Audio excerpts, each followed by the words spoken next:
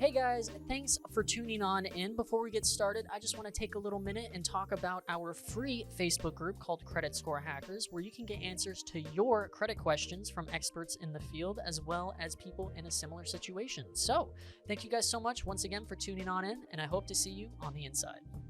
What's up, Credit Agents fam? My name is Leslie, and welcome back to the Credit Agents Talk Show. Today, we're going to be talking about how to get approved for a home loan.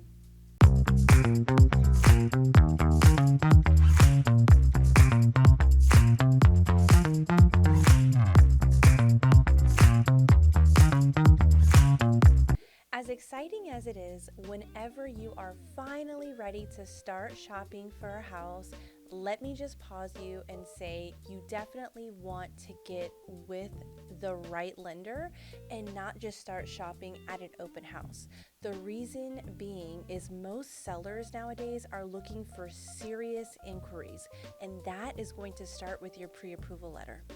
Also, by getting pre-approved for a home, you risk falling in love with a home just to end up brokenhearted because you're actually not able to get financed for that home. Stick around on this video as we tell you how to get pre-approved for a home loan. Now let's talk about the difference between getting pre-qualification and a pre-approval letter. With a pre-qualification letter, your whole credit score is not being truly evaluated, and remember, soft inquiries do not hurt your credit score. Pre-approvals are going to be much more valuable because with that letter, it states that a lender has actually verified your income, verified your documents, taken a look at your whole credit report, and you are truly able to see your buying power.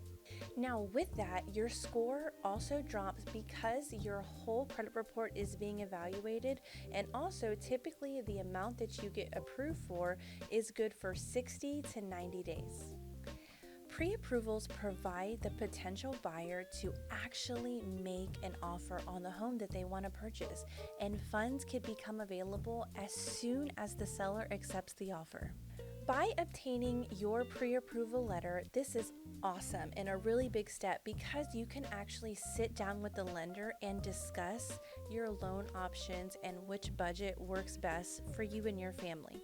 Your price range would also be established during this meeting. A final loan approval happens whenever the buyer has had the appraisal done and the loan is applied to the property. This happens only after you've been pre-approved. So getting approved is a great first step once you start looking at purchasing your home. You must be able to show proof of assets. Now, this looks different for everybody, but typically you can prove that through bank statements or investment account statements. Borrowers need to make sure that they can prove that they have the funds available for down payment, closing costs, and even reserves to fall back on if needed. Proof of income. This is super important. So before you speak with the lender, I would encourage you to get the last two W-2s and make sure you have that as well as your last paycheck stub. If at any point in time through the loan process you received a gift for your down payment or your closing cost, you may need to receive a gift letter from the person that sent it to you to show proof of where that money is coming from.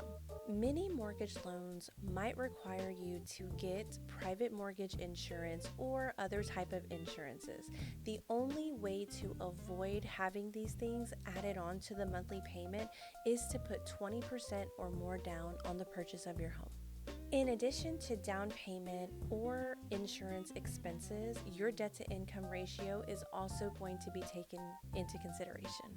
If you are struggling with your credit or have a lower credit score, typically you will need more of a down payment, or sometimes you're going to have a higher interest rate than those with good credit. Most lenders are going to require a Fico score of at least 620 to get approved for most conventional loans. Those with higher credit scores around 760 typically will get the very best rates that you can get on a mortgage. FHA loans are going to be a great option and are more popular for clients that are looking to purchase their first home or that may have a little bit of a lower credit score.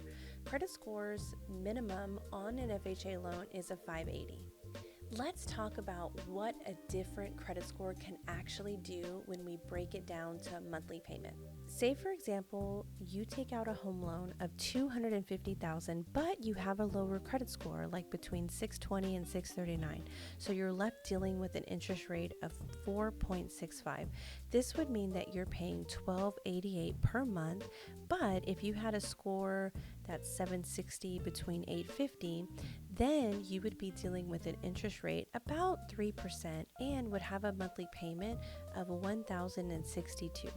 Over the course of a 30-year loan, the individual with bad credit will end up paying well over $200,000 in principal and interest.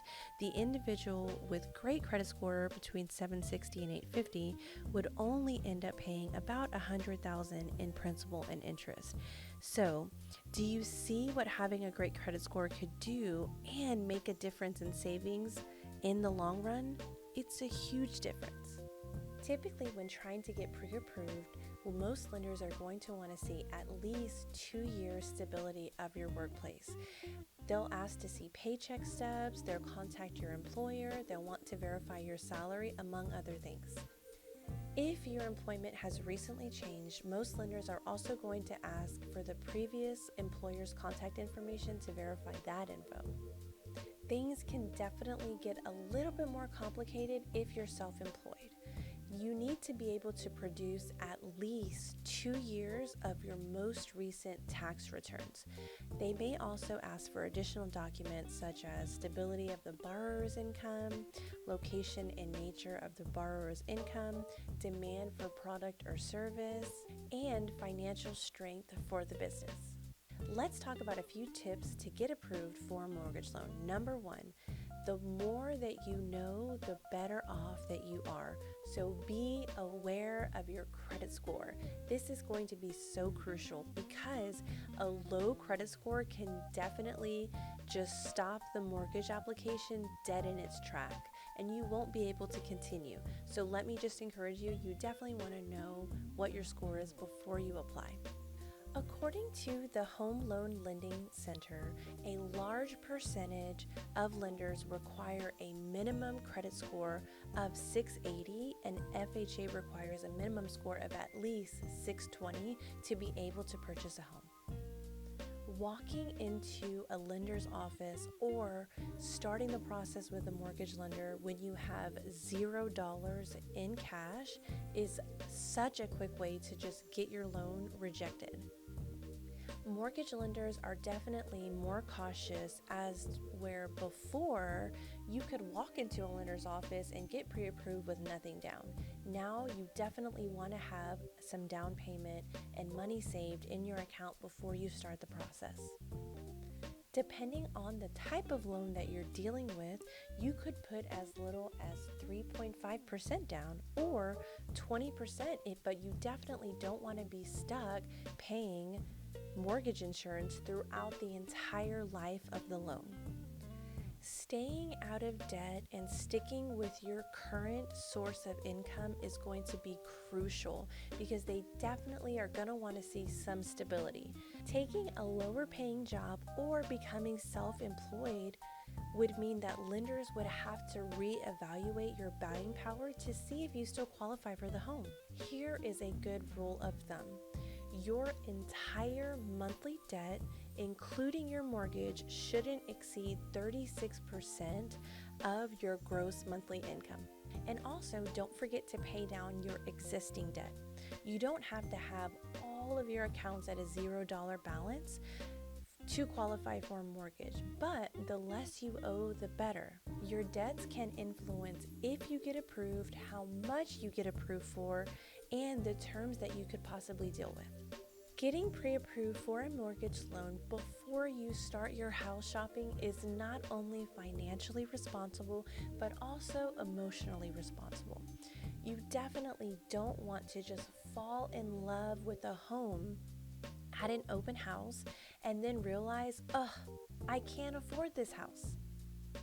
It's always important to know what your budget is and what you can spend when making an offer on a home. Let me just encourage you not to let anyone decide what you can and can't afford. And the reason is because they don't know the in and outs of your budget. They don't know what you spend on groceries, on food, on utilities, on gas, things like that.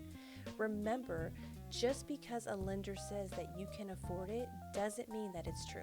Rather than being clueless of what your credit score is and what your buying power is, make it a priority to be aware of your financial situation. Also, stay tuned because we're going to be talking about another alternative to traditional loans. That's all we have today. Thank you for tuning in, and I'll see you next time.